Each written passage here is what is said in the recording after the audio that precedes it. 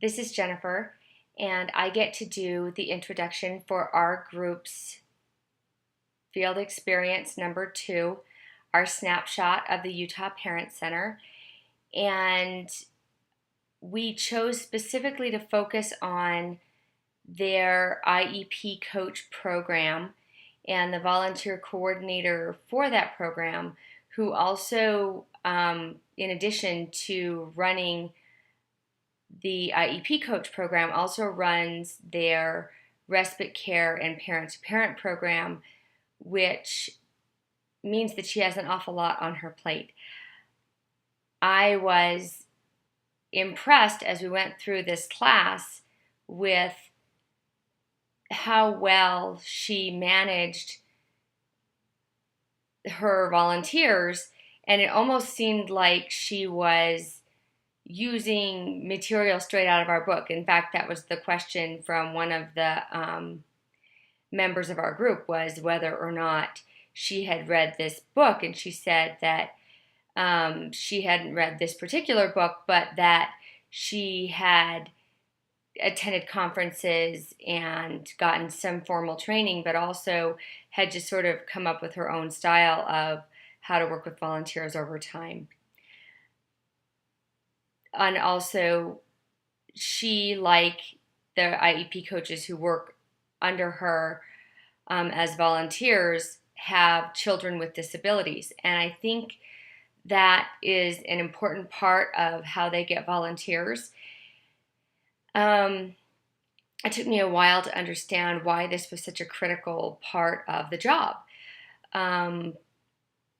because it wasn't at first why I felt most qualified to offer support for other parents. I thought maybe they were coming to me because I had a background in special ed, or they had heard that I had, gone through a couple of successful IEP meetings. But it turned out that really they were just looking for that other parent who could enlighten them as to what the process was about. And that's what we do as IEP coaches. We prepare parents for those meetings and then coach them in how to participate in the meetings. We're given wonderful training in communication and how to diffuse difficult situations, and how to get their ideas across in such a way that they can work as part of the team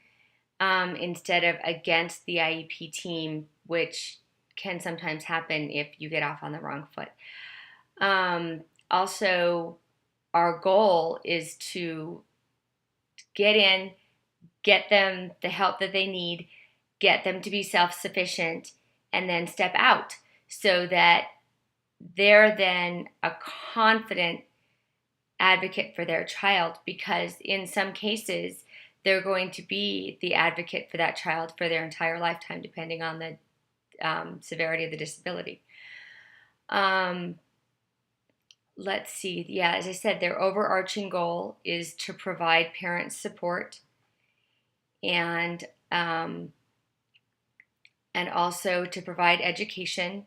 They provide seminars and trainings for parents from all the way, I guess, in terms of how to get testing done and how to request that testing, to when to apply for guardianship of an adult child and under what circumstances that would or would not be granted. So their services really do run the whole gamut.